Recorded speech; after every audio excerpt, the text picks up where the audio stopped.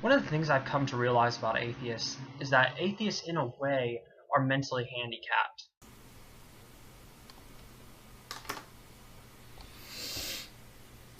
Go on.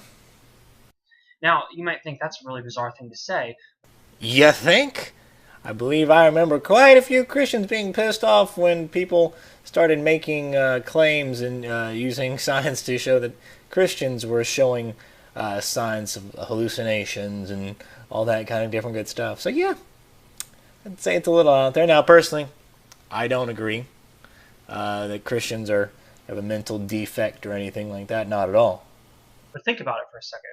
One of the things that defines the human race is that there's a spiritual aspect to our existence. Actually, the things that define humans, or the family Hominidae, are articulate speech, superior intellect, and an erect carriage or standing upright. There is nothing about this spiritual realm that we label as something that's a human characteristic. Now, the problem with atheists is that they did not develop the spiritual sense that people of a religious background naturally have. What? What does that mean? How did I not develop that? How do you not develop that the ability to understand the spiritual realm? I thought God was supposed to be in charge of that. I mean, God. It says that God knew us from the womb. Did He decide? You know what? No, fuck that guy in particular. That guy is going to be an atheist. I don't feel like giving him the ability to understand the spirit. How can you claim that? How can you possibly say that? And you can see this when atheists always argue that, well, the only way to know things is through science, is through your senses. Well, that's a very animalistic thing to say because animals experience the world through their senses. But Christian, come here. Sidebar. Sidebar. Come on. Come on. All right. So, you ever heard of Carl Linnaeus? Probably one of the most recognizable names, particularly in science and taxonomy in particular. Yeah, that's the guy that said, hey, yeah, by the way, humans, that's the thing we're going to call ourselves now, but we derived from apes or an ape-like ancestor. Yeah. Yeah, he was a Christian and he was a creationist. He believed that God divinely created everything. Not quite like today's creationist, but he definitely was a Christian. However, he also understood how science works and how fossils and rating things and how animals had relations with one of each other. Not like sex relations, but how they were related. Let me put it that way. Yeah. So we're classified as humans because of him, but the guy that classified us as humans recognized that we come from an ape-like ancestor.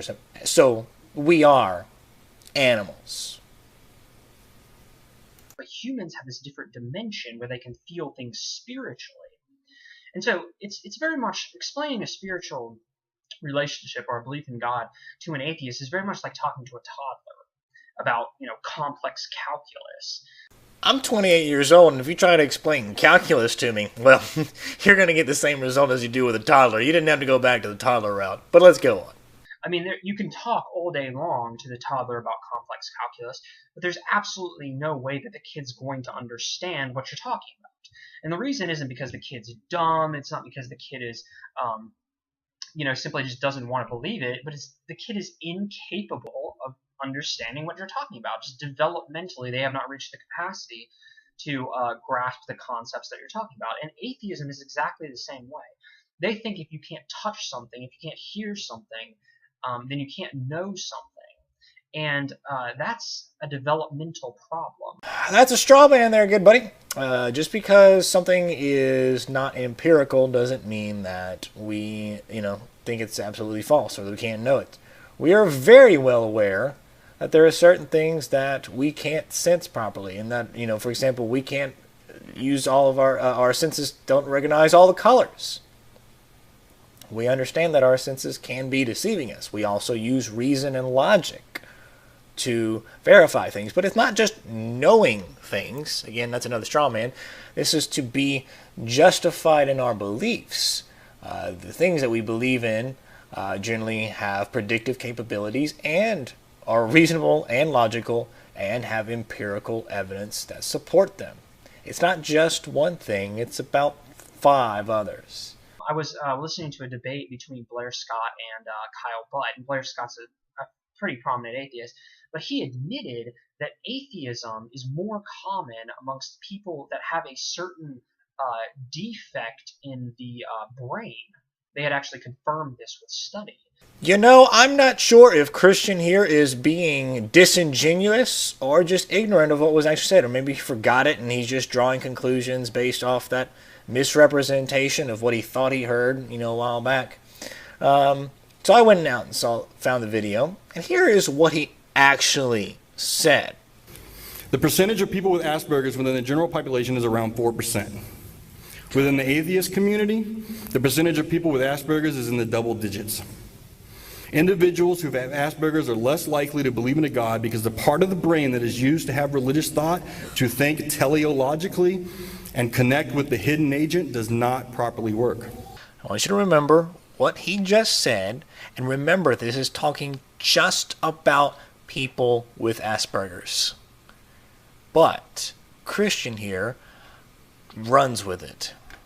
And so, a lot of times I argue with atheists. I think these people are just, sort of, stubborn, or they just don't. But I think there's a deeper issue, which I think a lot of them might be mentally handicapped. They might not understand or not be able to grasp or feel what normal religious human beings can feel. And in that way, we should really, have a lot of mercy on them, a lot of sympathy, because if it is in fact a developmental problem, then it's a shame that they can't experience what the rest of humanity can experience.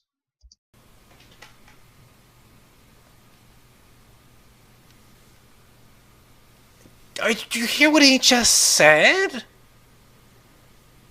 Because we're not Christians, and we're not experiencing the spiritual realm that we're asking for the proof for, we're fucking mentally handicapped, and that they should have mercy on us. Fuck you! Now, it's only worse, and the only reason I sound so, whatever, is because he's not trolling. He's not, trying to be a smartass. He truly thinks that we're broken. Oh my God. Or your God, whatever.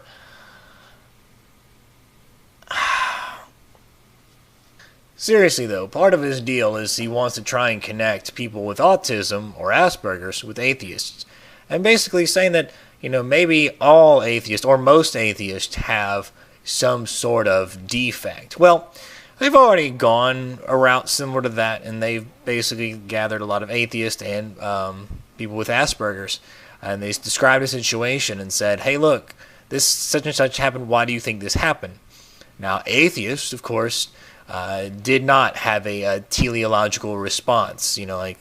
Of course, God did this or there was a plan for it. And they, in fact, actually had anti-teleological responses. There is no plan. There is no purpose. Things just happen. That was atheists. Now, when they asked people with Asperger's, they didn't really have any sort of teleological response or anti-teleological response. They just kind of had a response.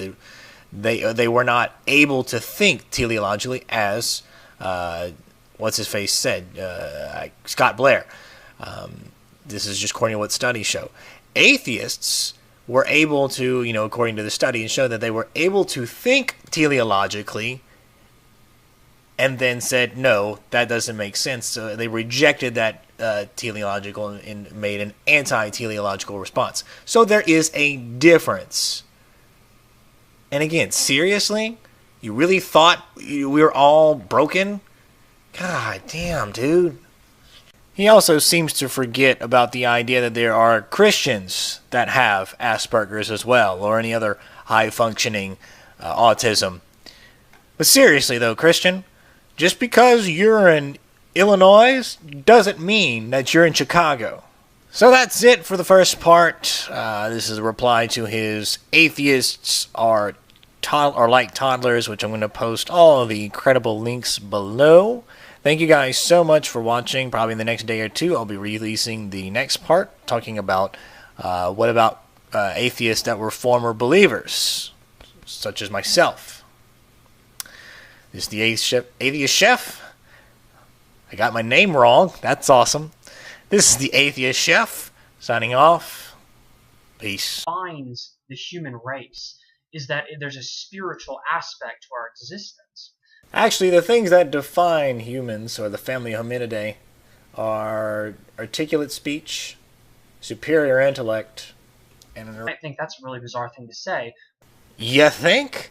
I believe I remember quite a few Christians being pissed off when people started making claims and using science to show that Christians were showing signs of hallucination. Correct carriage or standing upright.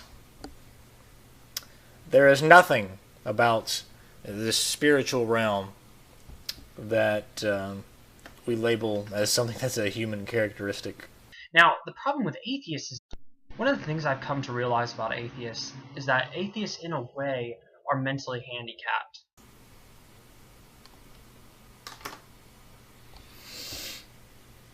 Go on. Now, you may Nations and all that kind of different good stuff. So yeah, I'd say it's a little out there. Now, personally, I don't agree that Christians have a mental defect or anything like that. Not at all. but think about it for a second. One of the things that